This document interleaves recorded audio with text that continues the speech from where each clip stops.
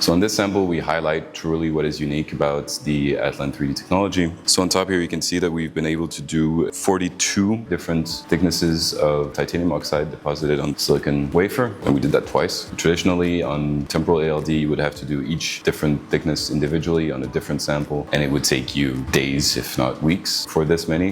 Here, it just took us a few hours. We basically do the line, adding layers until we've got the right thickness. This variation of thickness is really one of the core strengths of the ATLANT3D technology. This is further shown by our ability to do gradients. We're able to do gradients basically by engineering the way that we do overlaps in a certain way so that we can make these kind of like slopes of thin film materials. Now, traditionally in microfabrication, this is very difficult to do or even sometimes impossible.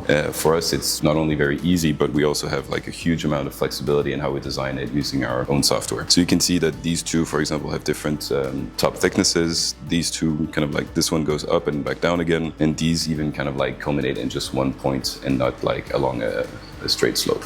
So this is just to kind of like show you that this is a unique technology and can do unique things like this. These gradients have a lot of potential applications in the field of optics especially, but many other potential use cases.